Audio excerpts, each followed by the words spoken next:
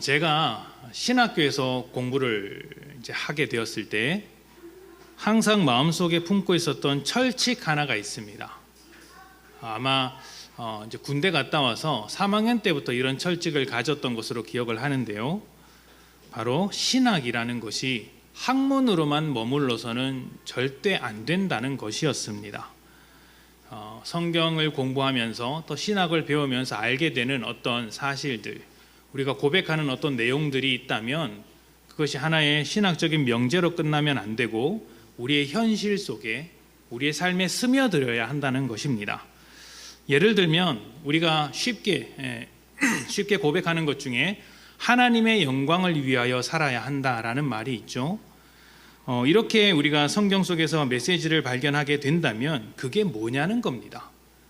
하나님의 영광을 위하여 살아가는 게 과연 무엇이냐, 이것을 분명하게 하지 않으면 뜬구름 잡는 이야기가 될 수 있어요. 하나님의 영광을 위하여 산다는 게 도대체 무엇일까요?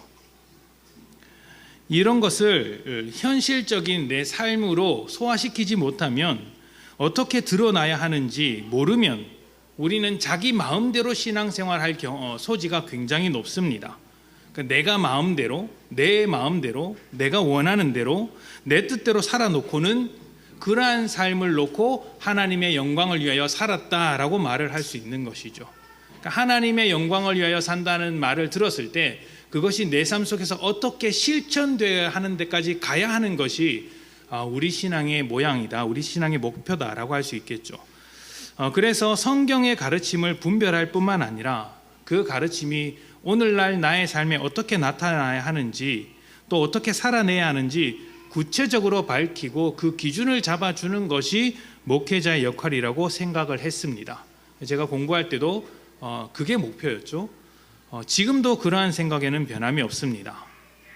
우리 교회 홈페이지를 보면 우리 교회에 대한 소개를 해놓고 있는데, 거기 보면 가정과 교회와 일터, 세상에라는 영역, 이 네 가지 영역을 나누어서 예수를 중심으로 살아가는 교회다라고 소개하고 있습니다. 이건 역시 우리가 가지고 있는 믿음을 현실 안에서 어떻게 보여줄 것인가, 현실 속에서 우리의 믿음을 어떻게 증명할 것인가를 고민하다가 만들어낸 일종의 결과물이라고 할 수 있어요. 믿음은 마음으로만 믿는 게 아니에요. 머리로만 믿는 게 아니죠. 마음으로만 믿는다, 머리로만 믿는다라고 할 때 성경은 그래, 그렇다면 너의 행위를 보여라, 이렇게 이야기를 하는 것이죠. 믿음이라는 것은 현실을 다르게 살도록 만듭니다. 삶을 바라보는 관점 자체가 달라져서 이 세상 사람들과 전혀 다른 모양으로 살도록 만들죠. 나를 비롯한 다른 사람들을 바라보는 관점이 달라집니다. 그리고 세상을 바라보는 관점도 달라집니다. 직장을 바라보는 관점, 가정을 바라보는 관점, 여러 가지 관점들이 모두 달라지죠. 이것을 두고 세계관이 변화되었다라고 이야기를 합니다. 같은 것이라도 어떻게 바라보느냐에 따라, 또 어떤 사람이 바라보느냐에 따라 완전히 다른 이해를 가지게 되죠. 예를 들면 요리사에게 칼이라는 것은 요리를 만드는 도구에 불과하지만, 형사에게 있어서 또 범죄자에게 있어서 칼이라는 것은 흉기가 됩니다. 똑같은 칼이지만 누가 바라보느냐, 또 어떤 관점으로 바라보느냐에 따라서 전혀 다른 칼이 되는 것이죠. 이런 것처럼 믿는 자와 믿지 않는 자는 전혀 다른 관점으로 삶을 바라보고 있습니다.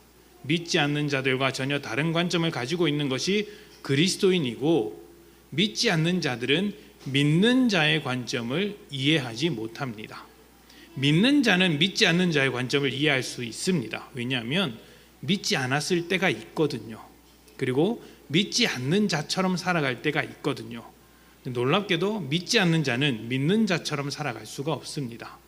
관점을 가지지 못했기 때문이죠. 이렇게 우리의 관점을 새롭게 하는 다양한 믿음의 변화들이 있는데, 그 중에서 유독 특별한 변화 하나를 꼽으라면 인생의 주인이 생겼다는 것입니다. 믿지 않을 땐 자기 인생의 주인은 자기 자신입니다. 그래서 인생을 누가 책임집니까? 우리 자신이 책임을 집니다. 내가 책임을 져야 하죠. 먹고 사는 문제를 자기 스스로 책임져야 하고 또 내가 살아가는 인생의 목적과 의미도 스스로 만들어내어야 합니다. 그런데 어떻습니까? 그 문제가 참 어렵죠. 내가 스스로 책임져야 할 인생인데 그게 만만치 않습니다. 책임지지 못할 만한 일들이 벌어지는 때가 참 많습니다. 어렵죠. 단순히 먹고 사는 문제라면 쉽습니다. 요즘 같은 시대는 그래도 굶어 죽는 사람은 없기 때문에 먹고 사는 문제에 있어서만큼은 그래도 어느 정도는 입에 풀칠할 정도는 살 수 있습니다. 근데 중요한 것은요, 인생의 의미를 찾는 것이 너무나도 힘들어졌어요.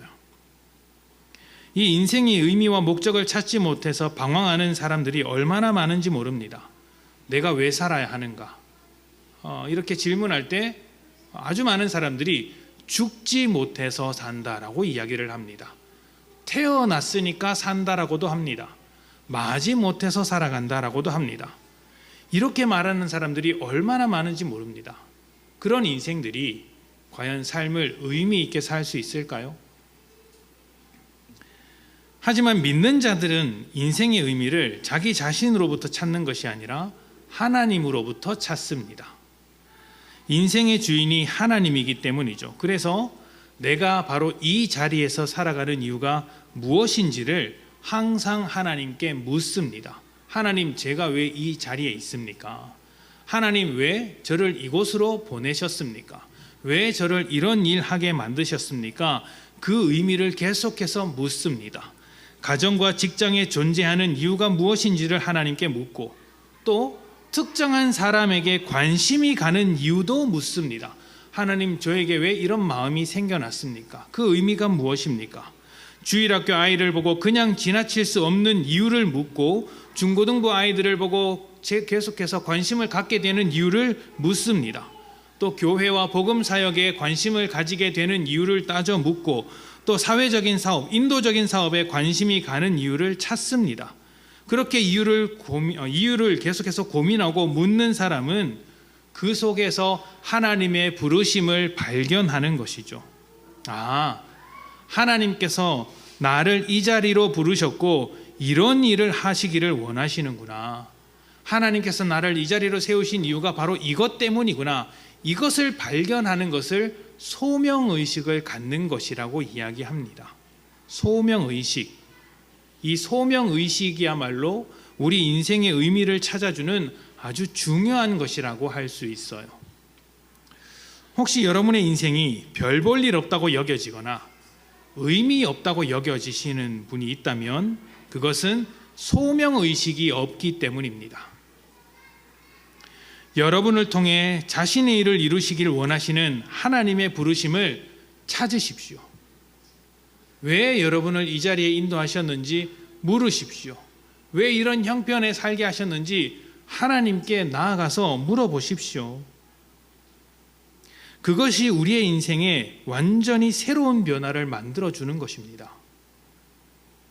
소명 없이, 하나님의 부르심 없이 그저 시간을 소비하는 인생이시라면 하나님의 부르심에 귀를 기울여서 더 가치 있는 인생이 되기를 축복합니다.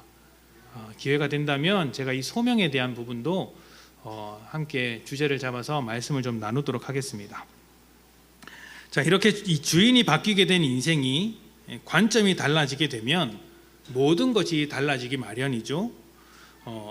가정을 바라보는 관점도 달라지고 또 직장을 이해하는 그런 이해도 완전히 달라집니다. 많은 것들이 달라지는데 오늘은 그 중에서 헌금에 관한 이야기를 나누어 보려고 합니다. 사실 형제 모임을 어제 하면서 이런저런 이야기를 했었는데 그때 우리 형제님들이 이 어려운 세상, 치열한 세상 속에서 정말 열심히 살고 있구나라는 생각을 가지게 되었습니다.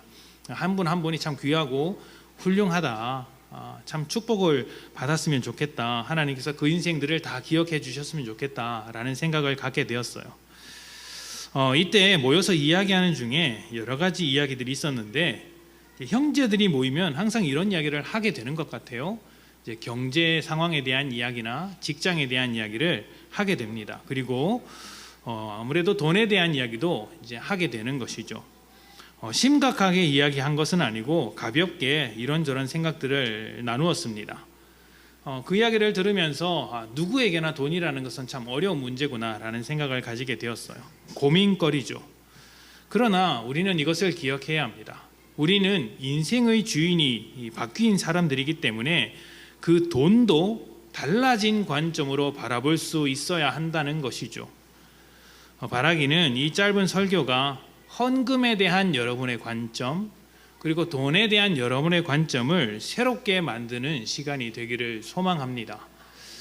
이제 다 다룰 수는 없고 헌금을 조금 더 집중해서 다룰 텐데 돈에 대한 부분은 우리가 또 나중에 설교를 나누도록 하겠습니다.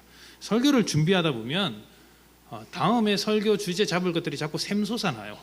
그러니까 제가 그거 주제를 안 잡으려고 애를 쓰다 보면은 시간이 이제 1시간 넘게 되는 거고, 그걸 떼서 새롭게 주제를 잡으면은 또 그렇게 되는 거죠. 벌써 이제 소명과 돈 두 개가 나왔지 않습니까? 그렇습니다. 자, 말씀을 한번 봅시다. 마태복음 6장 24절입니다.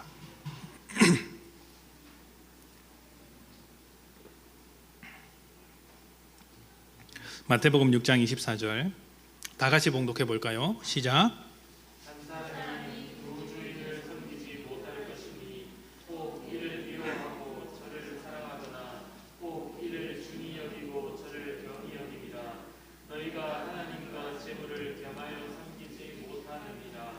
아멘. 기독교 신앙에 있어서 가장 놀라운 점 하나를 꼽으라면 하나님과 사람이 동등한 위치를 가진다는 것입니다. 참 놀랍죠. 세상을 창조하신 창조주 하나님과 피조물에 불과한 사람이 동등한 위치를 가진다. 그래서 우리는 하나님의 말씀을 거절할 수 있습니다. 동등한 위치로 여겨주시는 하나님의 말씀이기 때문에 거절할 수 있죠. 우리에게 하나님과 같은 자유를 허락하신 것입니다. 이 세상 모든 만물은 하나님의 뜻을 거절하지 못합니다. 자연 만물 중에 자연 법칙을 거절하는 존재가 있습니까? 태양이 법칙을 거절합니까? 지구가 법칙을 거절합니까? 하물며 인간과 가장 비슷한 동물도 그 법칙을 거절하지는 않습니다. 자연에 순응하면서 살죠. 그러나 사람만큼은 그 법칙에서 벗어나서 살아갑니다. 그래서 그 자연을 파괴시키기까지 하죠. 자연의 법칙에 어긋나서 살아가는 사람이고 또 그보다 훨씬 더 하나님의 뜻을 무시하면서 살아가는 것은 하나님께서 사람을 동등한 입장에서 대해 주시기 때문입니다. 하나님과 같은 자유가 사람에게 있어서 하나님의 뜻마저도 거절할 수 있죠. 그리고 하나님의 뜻을 거절한다고 해서 하나님께서 여러분을 저주하지 않습니다.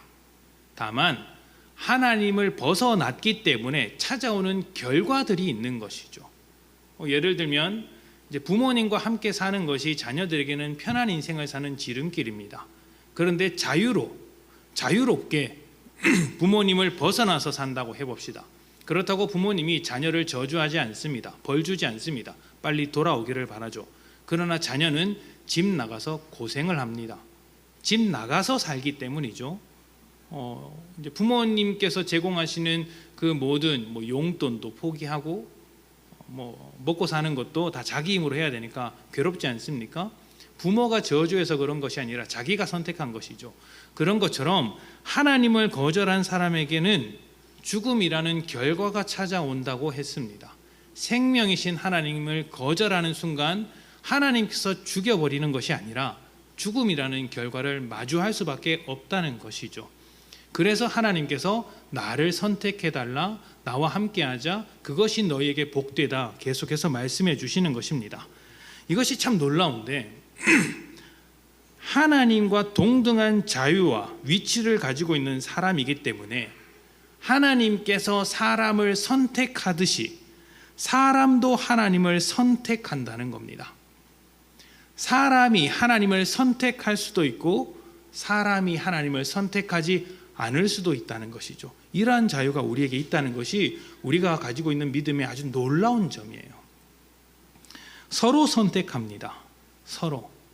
그러니까 우리는 이 주일날 예배에 올 수도 있고 오지 않을 수도 있습니다. 선택할 수 있죠. 하나님께서 강제로 예배를 오라고 말하지 않습니다. 예배에 왔으면 좋겠다, 예배를 지켰으면 좋겠다, 그러한 삶이 너에게 훨씬 복되다, 나와 함께하는, 나와 깊은 관계로 나아가는 그 기본이 예배다라고 말씀하실 뿐, 예배 나온다고 해서 여러분이 벼락 맞는 건 아니지 않습니까? 예배 나온다고 벼락 맞는 게 아니죠. 예배 안 나온다고 해서 벼락 맞는 것은 아니지 않습니까? 하나님께서 강제로 예배의 자리로 밀어넣는 게 아니라는 거예요. 선택할 수 있다는 것이죠. 일반적으로 이러한 선택은 필요에 의해서 일어납니다. 우리가 직장을 선택하는 것도 돈이 필요해서 선택하는 것이죠. 또 보람찬 삶을 살기 위해서 직장이라는 것을 선택하기도 합니다. 필요에 의해서 선택을 하죠. 반대로 직장도 인력이 필요해서 사람을 뽑습니다. 사람을 선택하죠. 이것을 뒤집어서 바꿔서 이야기하면, 나에게 필요하지 않는다면 내가 그것을 굳이 선택하지 않습니다. 직장에서 인력이 필요하지 않는데 사람을 새로 뽑는 일은 없습니다. 또 내가 돈이 필요 없는데 굳이 일을 하려고 하는 사람은 없죠. 돈이 많은 사람일수록 놉니다. 일을 하더라도 취미생활처럼 하죠. 자, 그렇다면 우리와 하나님과의 관계를 생각해 봅시다. 하나님은 우리에게 필요한 존재입니까? 필요한 존재죠. 우리를 죄에서 구원하시는 분이시기 때문에 죄에서 구원받아야 할 사람에게 있어서 하나님은 대단히 필요한 존재입니다. 또 우리가 어려울 때 하나님으로부터 도움을 받아야 하는 입장에서 하나님은 너무나도 필요한 존재입니다. 우리 인생의 방향을 잡기 위해서라도 인도해 주시는 하나님이 너무나도 필요합니다. 우리에게 있어서 하나님은 정말로 필요한 존재입니다. 그런데 하나님에게 있어서 우리는 필요한 존재일까요? 우리가 하나님께 도움이 되는 것이 있을까요? 모든 사람은 죄인입니다. 죄인이 하나님께 도움이 될 만한 것이 있을까요? 없습니다. 아무런 도움이 되지 못하죠. 그래서 하나님의 입장에서 보자면 사람은 그리 필요가 없는 존재라고 할 수 있습니다. 그런데 놀랍게도 우리를 사랑하시는 하나님께서 전혀 필요하지 않음에도 불구하고 우리를 선택해 주셨습니다. 우리가 아직 죄인 되었을 때에 우리를 향한 사랑으로 하나님께서 우리를 선택해 주셨다.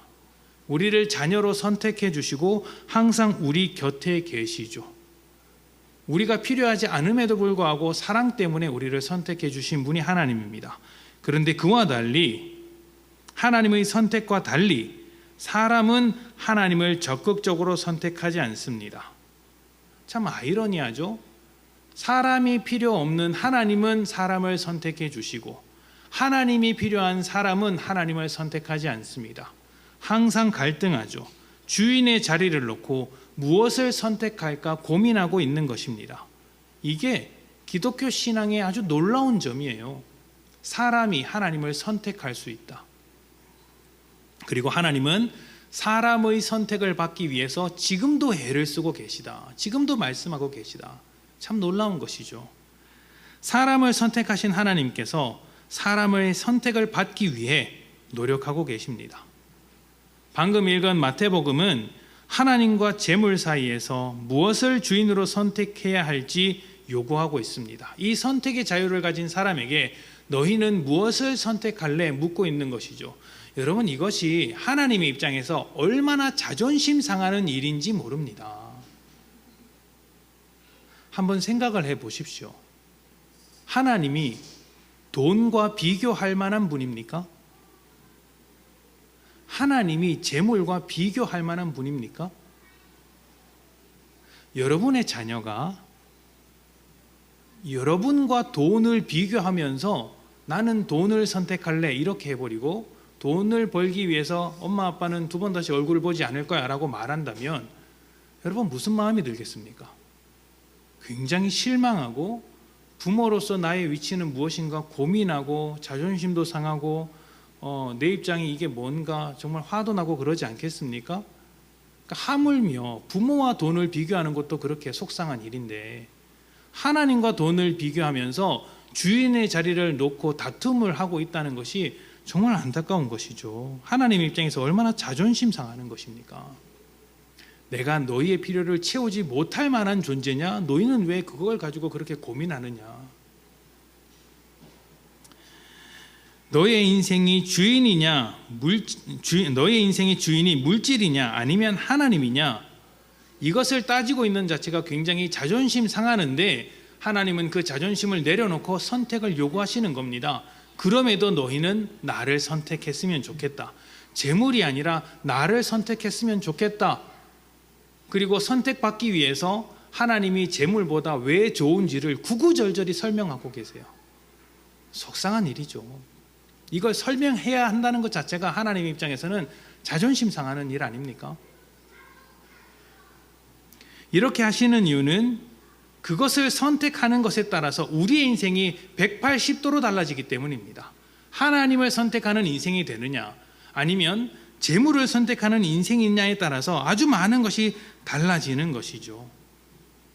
그래서 성경은 끊임없이 우리에게 하나님이 우리의 주인이시다라는 것을 계속해서 말하고 있는 거예요. 그렇게 되지 않았을 때, 다른 것이 주인이 되었을 때 우리가 어떤 인생이 살아갈 것이 너무나 뻔하기 때문에 하나님이 우리 인생의 주인이라고 계속해서 강조하는 것이죠. 자, 재물이 주인이라면 우리는 돈을 위해서 하나님을 믿을 것입니다. 기도의 제목도 결국에는 돈이 되고요, 헌신하는 이유도 결국에는 돈입니다. 걱정하고 염려하는 것도 돈 문제겠죠. 돈을 의지하면서 살기 때문에 하나님께서 그 돈을 채워주시면 좋겠다고 생각할 것입니다. 이런 식이면 절대로 하나님이 주인이 아닙니다. 하나님을 믿는다고 해도 하나님이 주인이 아닙니다. 돈이 주인이죠. 그래서 돈을 채워주지 않는 하나님을 만나게 된다면, 하나님께서 가난을 주시거나 돈을 채워주지 않게 되면은 인생에 있어서 돈 문제가 턱턱 걸리게 되면 그때 하나님께 화를 냅니다. 그리고 하나님을 버리기까지 하죠. 돈이 주인이기 때문에 벌어지는 일입니다. 반대로 하나님이 주인이라면 어떻게 될까요? 내 인생을 하나님의 뜻대로 살기 위해서 소명을 찾습니다. 부르심을 찾죠. 내 주인의 뜻이 무엇인가? 내 인생의 주인의 뜻이 어디에 있는가? 그리고 내가 가지고 있는 여러 가지 것들을 하나님의 뜻대로 사용하기로 작정을 합니다. 주인의 뜻대로 나의 것을 사용하겠습니다. 그러면 기도의 제목도 달라지겠죠. 하나님의 나라와 하나님의 뜻이 되겠고, 내가 헌신하는 이유도 하나님의 뜻을 위하여, 하나님께서 소망하는 것을 이루기 위하여 내가 헌신을 합니다. 다른 이유는 없습니다. 헌신을 했더니 복을 주시고 돈을 주시더라는 이야기는 일종의 동기부여에 불과합니다. 일종의 보너스라고 할 수 있죠. 그게 목적은 아닙니다. 무게 중심이 돈 쪽으로 가면 돈이 주인이 되는 거예요. 제가 목사를 합니다. 이것도 헌신이죠. 소명을 찾아간 것이죠. 그런데 그 목적이 돈에 있다면 여러분은 저를 진짜 목사로 생각하겠습니까? 아니겠죠? 그럼 성도도 똑같아야죠. 하나님을 주인으로, 하나님을 아버지로 여기면서 살아가는 여러분의 삶이 다른 것을 주인으로 삼고 있다면 오늘 이 말씀 앞에서 여러분은 무엇이라고 대답하겠습니까? 재물과 하나님 중에 너 인생의 주인이 누구인가? 하나님이 주인이 되어야 한다. 이 말씀 앞에 여러분은 무슨 말을 할 수 있겠어요? 인생의 주인이 하나님이기 때문에 우리가 가진 시간도 주님의 것입니다. 우리가 살고 있는 장소도, 일하는 그 일터도 주님의 것입니다. 그래서 바쁘더라도 주님의 뜻으로 살아야 합니다. 우리가 살고 있는 이 장소와 시간도 주님의 것이잖아요. 이곳 저곳을 다니더라도 주님의 뜻대로 살아야 하는 것이죠. 모든 시간, 모든 장소가 주님의 것 아닙니까? 그러면 내가 주님의 것답게 사용을 해야 하는 거예요. 이것은 시간을 많이 내서 교회 일을 많이 해라, 이런 말씀을 드리는 것이 아닙니다. 그렇게만 이해해선 곤란합니다. 그런 것도 있겠죠. 그 필요가 보여서 내 시간과 내 노력을 헌신해서 교회 일을 돌볼 수 있겠죠. 근데 그것만을 말하는 게 아니라는 거예요. 훨씬 더 폭넓은 개념입니다. 인생의 주인이 주님이시니 여러분이 살아갈 때 주님께서 기뻐하는 모습이 무엇인지를 먼저 생각하면서 살아가라는 것입니다. 이 가정이 주님께서 기뻐하시는 모양이 되기 위해서는 내가 어떻게 해야 할까? 왜요? 이 가정이 주님의 것 아닙니까? 내가 직장에서 일을 할 때 이 직장이 주님의 것이죠. 그러면 이 직장에서 내가 어떻게 일하는 것이 주님의 것다운 직장 생활하는 것일까? 이것을 생각하면서 살아가라는 것입니다. 근데 대부분 그것을 생각하지 않아요. 주인이 바뀌는 순간입니다. 교회 안이나 밖이나 변함없이 여러분이 살고 있는 모든 곳에서 하나님이 나의 주인이라는 관점으로 살아가고 있느냐? 이것은 우리 신앙에 있어서 대단히 중요한 부분입니다. 돈도 마찬가지입니다. 하나님께서 우리 삶의 우리 모든 것의 주인이시듯 우리가 가지고 있는 돈도 하나님의 것입니다. 하나님이 주인이시죠. 자, 그렇다면 여러분은 여러분의 돈을 어떻게 사용해야 하겠습니까? 자, 누가 여러분의 돈을, 여러분의 지갑을 이렇게 슬쩍 털어갔다고 생각을 해봅시다. 여러분의 의사와 없이 여러분 통장에 있는 돈을 꺼내서 마음대로 사용했다고 해봅시다. 그 사람에게 여러분은 뭐라고 하겠습니까? 어떻게 하겠어요? 당장 신고하겠죠?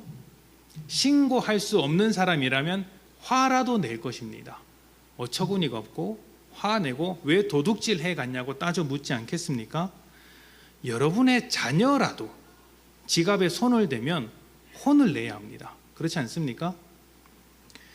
제가 어렸을 때 좀 부끄러운 이야기인데 부모님의 지갑에 손을 댄 적이 있습니다. 지금으로부터 30년보다 훨씬 더 됐겠네요. 초등학교 이제 아주 저학년 때 이제 제가 기억하기로는 아마 1, 2학년, 3학년, 4학년 이때쯤 될 텐데요. 그 주무시고 계실 때 한 방에서 자고 있었거든요. 쓱 깨서 지갑에서 이제 돈을 딱 꺼냈습니다. 제가 이제 부모님이 그렇게 꼼꼼한 성격인지 몰랐어요. 왜 몰라? 이게 무슨 말이냐면 그 돈을 꺼내면 그걸 알겠나 싶었는데 알고 보니까 부모님께서 매일 그 지갑 안에다 돈의 숫자를 맞춰 놓으신 분이셨던 거예요. 10만 원이면 10만 원을 딱 넣어두고 20만 원이면 20만 원을 딱 항상 그것을 넣어두고 챙겨두시는 분이었던 거예요. 제가 그걸 몰랐죠. 제가 그걸 가져가니까 처음에는 이제 이상하게 생각을 하셨는데 제가 가져갔다고는 생각을 안 하시고 그냥 이제 본인이 실수했거니라고 생각을 했던 것이죠. 근데 제가 한 번 하고 이제 그만했으면 괜찮은데 이게 안 들키니까 괜찮은데라고 하면서 이게 계속해서 이제 그 돈 떨어지면 또 뺏쓰고 돈 떨어지면 또 뺏쓰고 하다가 이 금액이 점점 커졌어요. 처음에는 이제 지금으로부터 한 30년 이상 되었을 때이니까 돈의 가치가 다르죠. 그때 초등학생이 부모님 집에서 10,000원을 꺼냈어요. 그러니까 제가 그때만큼 돈을 펑펑 써본 적이 없어요. 그 10,000원을 가지고 제 기억으로 할 수 있는 모든 것을 했습니다. 근데 그 돈은 떨어지기 마련이니까 그 다음에 돈을 꺼내는데 10,000원으로는 부족한 거예요. 욕심 많은 사람이죠. 2만 원을 꺼낸 거예요. 그걸 가지고 제 친구들에게 펑펑 썼습니다. 그러고 나서 이제 한 2-3번 하고 나서 그 다음에 이제 또 들키지 않으니까 또 이제 훔치려고 하는데 그날따라 찝찝한 거예요. 지갑에 손을 빼서 쓱 빼는데 뭔가 느낌이 쎄한 거예요. 그래서 눈을 딱 돌려보니까 눈이 딱 마주친 거죠. 부모님이랑 눈을 딱 떠서 저랑 딱 지켜보고 있는 거예요. 그날 신나게 맞았습니다. 아주 신나게 맞았어요. 그때 부모님께서 하셨던 말이 기억이 나는데 이런 것이죠. 필요하면 달라고 하지 왜 훔치냐, 이런 것이었습니다. 필요하면 달라고 하지 왜 훔치냐, 이것이었어요. 근데 혼나면서도 저는 불만이었습니다. 왜냐하면 필요해서 달라고 한들 준 적이 없었기 때문입니다. 나는 분명히 필요해서 달라고 했는데 부모님이 준 적이 없었어요. 억울하죠? 왜 안 주셨을까요? 저한테 필요 없는 돈이니까 이제 제가 살아가는데 도움이 될 만한 그 돈이 아니니까 안 주신 것이겠죠. 지금은 이해를 합니다만 그때는 억울했어요. 부모님의 지갑에 손을 대는 것도 이제 혼나야 될 일입니다. 도둑질이라고 하죠. 주인의 허락 없이 마음대로 사용하는 것은 도둑질이라서 부모 자식 간에도 용납되지 않는 일입니다. 그래서 더 엄격하게 나무라죠.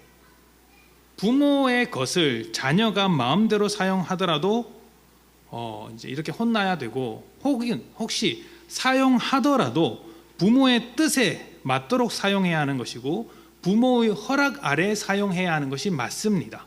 그렇죠? 아시다시피 돈의 위력이란 정말 대단합니다.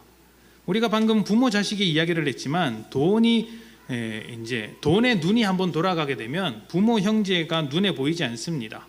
세상에 일어나는 대부분의 사건이 돈과 관련이 있습니다. 돈이 세상의 주인이라고 해도 어색하지 않을 만큼 돈은 대단하죠. 그래서 오죽했으면 성경에서 하나님과 재물을 비교하면서 주인의 자리를 다투게 하겠습니까? 그러니까 하나님께서 인생의 주인이라고 할 때 주인의 것을 어떻게 사용해야 하는가, 그 중에서 돈을 어떻게 사용해야 할 것인가에 대한 문제는 굉장히 중요합니다. 여러분의 돈은 누구의 것입니까? 여러분의 인생의 주인은 누구입니까? 이 부분을 분명히 해야 하는 것이죠. 여러분의 돈이 여러분의 것이라면 여러분의 뜻대로 마음대로 사용하셔도 됩니다. 그런데 여러분의 인생의 주인이 하나님이심을 고백한다면 여러분의 돈도 사실은 하나님의 것입니다. 그러면 그 돈을 여러분의 마음대로 여러분의 뜻대로 다 사용하는 것은 부모의 지갑을 훔치는 어린아이와 같다는 것이죠. 도둑질하는 것입니다. 우리 인생의 주인이 누구인가? 이 문제에 있어서 가장 기본적인 태도를 가져야 하는 것, 그것이 무엇이냐면 오늘 말씀드리고자 하는 11조인 거예요. 말라기 3장 7절부터 10절 말씀을 한번 봅시다. 만군의 여호와가 이르노라, 너희 조상들의 날로부터 너희가 나의 규례를 떠나 지키지 아니하였도다. 그런즉 내게로 돌아오라, 그리하면 나도 너희에게 돌아가리라 하였더니 너희가 이르기를 우리가 어떻게 하여야 돌아가리이까 하는도다. 사람이 어찌 하나님의 것을 도둑질하겠느냐? 그러나 너희는 나의 것을 도둑질하고도 말하기를 우리가 어떻게 주의 것을 도둑질하였나이까 하는도다. 이는 곧 11조와 봉헌물이라. 너희 곧 온 나라가 나의 것을 도둑질하였으므로 너희가 저주를 받았느니라. 만군의 여호와가 이르노라, 너희의 온전한 11조를 창고에 들여 나의 집에 양식이 있게 하고 그것으로 나를 시험하여 내가 하늘 문을 열고 너희에게 복을 쌓을 곳이 없도록 붙지 아니하나 보라. 아멘. 자, 말라기 선지자가 활동하던 시대는 이제 포로 생활을 마치고 다시 이스라엘 땅으로 돌아온 시점이었어요. 그러니까 포로 생활을 하면서 모든 것을 다 빼앗겨 버리고 빈털터리 상태로 다시 자기 나라에 돌아오다 보니까 나라 전반적으로 경제 상황이 좋지 않았고 백성들도 그렇게 넉넉한 삶을 살지 못했습니다. 삶이 힘들어지니까 신앙생활에 대한 회의감이 들어서 예배를 비롯한 11조 생활도 엉망이 되어버린 거예요. 그리고 하나님께 원망을 쏟아내었습니다. 왜 우리가 이런 형편으로 살아야 합니까? 하나님 도대체 뭘 하셨습니까? 이렇게 따져 물었던 것이죠. 그러자 말라기 선지자가 하나님의 말씀을 선포합니다. 너희가 조상 때부터 나의 말을 듣지 않았다. 조상 때부터 나를 버렸다. 내 말을 들어본 적이 없다. 그래서 이 지경까지 되었다는 것을 너희가 알지 못하느냐? 그러자 사람들이 이렇게 이야기를 합니다. 그게 무슨 말입니까? 그 전에 하나님께서 또 말씀하셨죠. 나에게 돌아와라. 너희가 지금까지 내 말을 듣지 않았으니까 이제 나에게 돌아와라. 사람들이 이야기합니다. 어떻게 돌아가야 합니까? 어떻게 하는 것이 돌아가는 것입니까? 그러자 하나님께서 내놓으신 대답이 도둑질한 것을 다시 돌려놓아라. 도둑질해 간 것을 다시 돌려놓아라. 사람들이 묻죠. 우리가 언제 도둑질했습니까? 하나님께서 너희가 온전하게 11조와 봉헌물을 하지 않은 것이 도둑질한 것이다. 이렇게 결론이 납니다. 구약에서 11조라는 것은 세 가지 형태가 있습니다. 다 사용처에 관한 것이에요. 첫 번째, 성막을 관리하면서 이스라엘 백성의 신앙을 돌보기 위해서 그 일에 전적으로 헌신한 사람들, 그 일을 헌신하기 위해서 땅을 분배받지 않았던 레위인을 돌보기 위해서 내는 11조가 있습니다. 여기서 보면 11조와 봉헌물이라고 이야기를 하죠. 여기서 봉헌물이라는 것은 11조의 11조였어요. 그래서 레위인들을 위해서 11조를 드리면 그 11조의 11조를 따로 떼서 제사장들에게 드렸던 거예요. 그들의 생계를 위해서 드린 것이죠. 이것을 오늘날로 바꿔 말하면 사역자들의 생계를 위한 11조라고 할 수 있습니다. 그들이 다른 데 한눈 팔지 말고 온전히 하나님의 말씀과 사역에 집중할 수 있도록 성도들이 11조로서 생계를 책임지는 거예요. 자, 두 번째는 명절과 절기를 위한 11조입니다. 명절에 모였을 때, 절기에 모였을 때 하나님 앞에 제사를 올려드리고 나서 함께 축제를 벌일 때 이웃과 함께 나누기 위해서 먹고 마시는 데 사용하는 11조였습니다. 지금으로 따지면 사역을 위해 필요한 재정에 충당하고 또 성도들이 함께 모였을 때 교제하고 먹고 즐겁게 나누는 것을 위한 11조라고 할 수 있습니다. 교회 행사하고 또 어제와 같이 성도들이 함께 교제하는데 그 재정을 사용하는 것이죠. 마지막 세 번째는 3년마다 고아와 과부를 돕기 위해서 모아두는 11조가 있었습니다. 고아와 과부는 그 당시에 가장 약한 사회적인 어떤 이제 하층민이었어요. 사회적 약자였죠. 그들을 돕기 위해서 3년에 한 번씩 이렇게 성전에 있는 창고를 털었는데 그때를 위해서 11조를 모아두는 것입니다. 오늘날로 따지면 이제 교회가 구제와 섬김을 위해서 재정을 사용하는 것이라고 할 수 있겠죠. 이 세 가지 용도를 위해서 11조를 모아두었던 것입니다. 근데 이런 일을 위해서 사용되어져야 할 11조를 이스라엘 백성이 여러 가지 이유를 대면서 드리지 않았던 거예요. 그러자 하나님께서 이렇게 이야기하시는 것입니다. 너희가 가진 돈은 내 것이고 내 뜻대로 사용되어야 하는데 그 돈을 가지고 내 뜻대로 사용하지 않으니 그것이야말로 도둑질한 것이 아니냐라고 묻는 거예요. 내 뜻대로 사용해야 할 내 것을 왜 너희 뜻대로 마음대로 사용하고 있느냐? 그러니 너희는 도둑질한 것과 같다. 이렇게 말하는 것이죠. 그러면 그들이 돌이키려면 어떻게 합니까? 도둑질을 그만해야죠. 그 말은 즉 이제 자기 것이라고 생각했던 이제 돈을 하나님의 뜻대로 사용하기를 이제 다짐해야 하는 것입니다. 그렇게 실천해야죠. 그것이 하나님께로 돌아오는 것이라고 할 수 있습니다. 이스라엘 백성 나름대로는 이유가 있었습니다. 아니, 경제 상황이 이렇게 안 좋은데 그게 무슨 말입니까? 나는 할 수 있을 만큼 했습니다. 이 정도면 충분하지 않습니까? 이렇게 말을 했던 것이죠.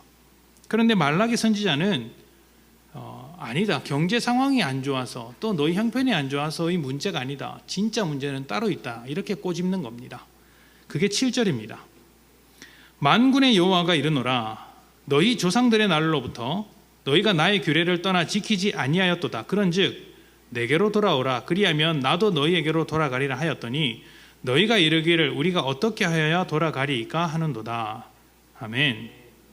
이스라엘 백성의 신앙의 모습이 이러했습니다. 하나님의 말씀을 들어본 적이 없어요. 하나님의 말씀을 들어본 적이 없어요. 조상들의 날로부터라고 하지 않습니까? 가나안 땅에 들어갈 때부터입니다. 하나님께서 애굽의 노예 속에 있던 이스라엘 백성을 선택하셔서 가나안 땅으로 옮기셨습니다. 그러면 가나안 땅에 들어간 이스라엘은 하나님을 주인으로 선택해서 살아야 하는데 그렇게 해본 적이 없다는 거예요.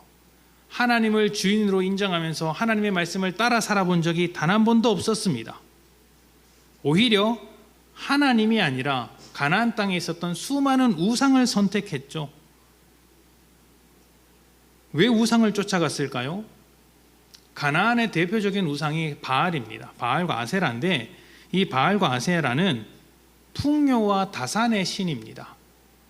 지금으로 따지면 부자로 만들어주는 신이라고 할 수 있어요. 우리가 집집마다 그런 사람들이 있죠. 부자가 되기 위해서, 집이 잘 풀리기 위해서 집 그 현관문에다가 부적을 붙여두는 사람이 있지 않습니까? 그 왜 부적을 붙여두죠? 잘 살기 위해서 하는 것 아닙니까? 그런 것처럼 바알을 섬기면서 바알의 그 작은 신상을 집집마다, 드라빔이라는 것을 집집마다 올려두었어요. 왜 올려두겠습니까? 바알이 약속해주고 보증해주는 풍요로움을 내가 얻고 싶다 하는 것이죠. 그러니까 그것을 위해서 하나님을 언제든지 버릴 수 있었던 것입니다. 그러니까 바알을 섬기는 것은, 하나님을 버리고 바알을 섬기는 것은 하나님을 버리고 풍요를 쫓아가는 것이고 하나님을 버리고 재물을 쫓아가는 것입니다. 그러니까 돈이 우상이었고 탐욕이 우상이었죠. 이스라엘 백성에게 있어서 하나님이 주인이었던 적이 없었던 것입니다. 이게 핵심이에요. 경제 상황이 좋지 않고 형편이 어렵고 이게 아니라 너의 삶에 단 한 번도 하나님이 주인이었던 적이 없다. 이게 핵심인 겁니다. 그래서 10절에 이렇게 연결해서 이야기를 하죠. 만군의 여호와가 이르노라 너희의 온전한 11조를 창고에 들여, 온전한 11조를 창고에 들여 나의 집에 양식이 있게 하고 그것으로 나를 시험하여 내가 하늘 문을 열고 너희에게 복을 쌓을 곳이 없도록 붙지 아니하나 보라. 자, 이것이 주인의 자리에서 하나님을 쳐내고 돈을 주인으로 삼았던 이스라엘에게 하나님께서 하신 말씀입니다. 온전한 11조를 한번 해봐라. 그것으로 내가 너희를 책임지는지 안 지는지 시험해봐라. 이렇게 말씀을 하는 것이죠. 근데 여기서 대단히 충격적인 말씀이 하나 나와요. 11조를 하면 내가 복을 쌓을 곳이 없도록 부어주겠다. 이 말씀이 충격적인 것이 아니에요. 우리는 여기에 관심이 많겠지만 성경이 정말 충격적으로 말하는 것은 그게 아니에요. 뭐냐면 나를 시험하여 보라, 이 말씀인 거예요. 성경에서 하나님을 시험하는 것은 아주 불경한 죄입니다. 절대로 하나님을 시험하지 마라, 내 하나님을 시험하지 마라, 이 말씀이 가득해요. 그런데 성경 전체 중에서 딱 여기만 하나님을 시험해 봐라 이렇게 나오는 거예요. 하나님이 정말 너의 주인이 맞는지, 하나님께서 정말 그런 능력이 있는지 너 한번 해봐라, 시험해봐라. 하나님께서 오죽하시면 이렇게 이야기하시겠어요? 주인으로 선택받기 위해서 이렇게까지 호소하시는 것입니다. 구약의 11조 제도를, 율법 안에 있던 11조 제도를 지금 우리가 어떻게 받아들여야 할지, 신약 시대를 넘어 현대를 살아가고 있는 우리가 어떻게 받아들여야 할지는 여러 가지 의견이 있습니다만 저는 예수님께서 가르쳐 주신 대로 하는 것이 가장 좋다라고 생각을 합니다. 당연하죠? 그럼 예수님께서 이 부분에 대해서 어떻게 말씀하셨는지 하나하나씩 따져봅시다.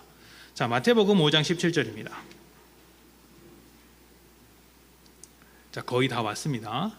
자, 내가 율법이나 선지자를 폐하러 온 줄로 생각하지 말라. 폐하러 온 것이 아니요 완전하게 하려 함이라. 아멘.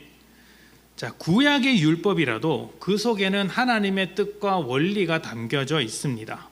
그래서 예수님은 자신이 이 땅에 온 것이 율법을 없애버리러 온 것이 아니라 그 부족한 율법을 온전하게 만들기 위해서 왔다고 설명하고 계시는 거예요. 이 말씀의 의미는 율법으로는 극복할 수 없었던 죄를 이겨내고 우리를 구원하신다라는 의미가 있고요. 또 그것과 함께 율법 이상의 의로운 삶을 살게 하겠다라는 의미가 있어요.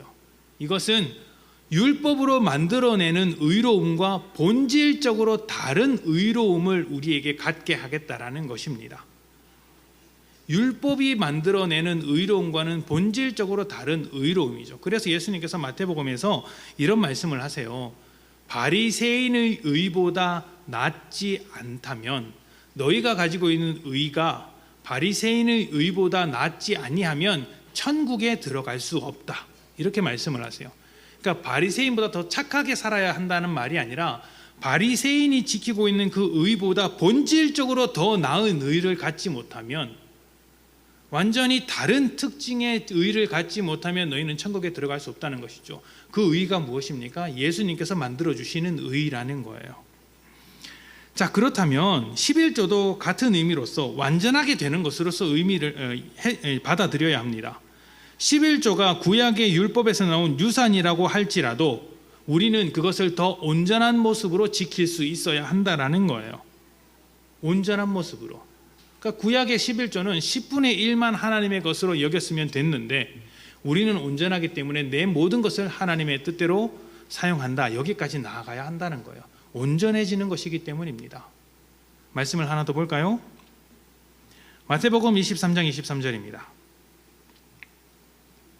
화 있을진저 외식하는 서기관들과 바리새인들이여 너희가 박하와 회향과 근체의 11조는 들이되 율법에 더 중한 바 정의와 긍휼과 믿음은 버렸도다. 그러나 이것도 행하고 저것도 버리지 말아야 할지니라. 아멘. 자, 바리새인과 서기관은 아주 철저하게 11조 생활을 하는 사람들이었어요. 여기서 박하와 회향과 근체의 11조라고 나오죠. 이게 지금 우리의 말로 따지면, 우리 생활로 따지면 후추와 소금과 고춧가루, 쪽파, 대파, 마늘 뭐 이런 말이에요. 그러니까 집에서 요리할 때 그 이제 양념을 뿌릴 때도 10분의 1을 떼서 양념을 하는 거예요. 그리고 그 10분의 1을 하나님께 바치고. 그 얼마나 대단합니까? 여러분 그래 본 적 있습니까? 저도 못합니다. 대단한 사람들이죠. 그런데 예수님께서 뭐라고 하십니까? 너희가 그렇게 철저하게 지키는데 정의와 긍휼과 믿음은 버렸다라고 했습니다. 이 정의와 긍휼과 믿음이라는 것은 아까 설명을 드렸던 구약의 11조 세 가지 기능을 요약한 말이에요. 그러니까 사역자를 위해서 또 사역을 위해서 이웃을 위해서 11조를 사용하는데 그 원리를 단어로 설명하면 정의와 긍휼과 믿음인 거예요. 정의라는 것은 어떤 사회적인 정의를 말하는 것이고 긍휼이라는 것은 사람을 사랑하는 마음을 말하는 것이고요. 믿음은 하나님을 향한 그 열심을 말하는 거예요. 이 세 가지가 너에게 없다는 것이죠. 이것을 신약의 언어로 말하면 하나님을 사랑하고 사람을 사랑하는 것입니다. 11조 정신이라는 거예요. 11조의 정신, 11조 안에 담겨있는 그 정신과 의미는 하나님을 사랑하고 사람을 사랑하는 것이다. 그런데 너희는 11조를 하면서 그 11조 정신은 없구나 라고 말을 하고 있는 거예요. 너희 삶에 11조 정신이 단 하나도 보이지 않는다. 그래서 뭐라고 이야기합니까? 외식하는 서기관들, 이렇게 이야기하지 않습니까? 외식한다는 것은 야 너희 껍데기뿐이구나 라는 거예요. 겉은 번지르르 하구나, 11조 잘하는구나. 그런데 11조 정신은 없구나. 외식이라는 건 껍데기뿐인 신앙입니다. 11조를 하되 11조 정신, 하나님을 사랑하고 이웃을 사랑하는 마음이 없다면 거짓된 11조라고 이야기를 하는 거예요. 자, 여기까지만 보면 예수님은 11조의 정신을 굉장히 강조하신 분이라고 이해할 수 있습니다. 11조의 정신을 강조하신 분이죠. 그러면 11조 정신만 지키면서 살면 될까요? 11조 정신은 어디로부터 어떻게 할 때 가장 잘 드러나겠습니까? 여기까지 가야 진짜 신앙이죠. 예수님께서 뭐라고 하셨는지 봅시다. 23절 마지막에 보면 그러니까 율법에 더 중한 바 정의와 긍휼과 믿음은 버렸도다. 그러나 이것도 행하고 저것도 버리지 말아야 할지니라. 무슨 말이에요? 11조 너희가 그렇게 철저하게 하고 있는데 그거 해야 된다. 그것도 행하는데 이것도 행해라. 11조의 정신도 버리지 말라. 이것도 지키면서 살라는 것이죠. 그러니까 11조의 정신을 지키는 삶을 살면서 11조를 하라는 거예요. 믿음은 삶으로 증명되어야 하듯이 11조 정신을 가장 잘 나타내는 것이 온전한 11조입니다. 11조 정신으로 살기 위해서 무엇을 하시겠습니까? 온전한 11조를 하는 것이고 또 그 11조를 교회의 입장에서는 11조 정신에 맞도록 사용해야 하는 것이죠. 그러니까 교회 재정이 이제 11조 정신에 맞도록 하나님을 사랑하는 것에 또 이웃을 사랑하는 것에 사용되어져야 하는 것입니다.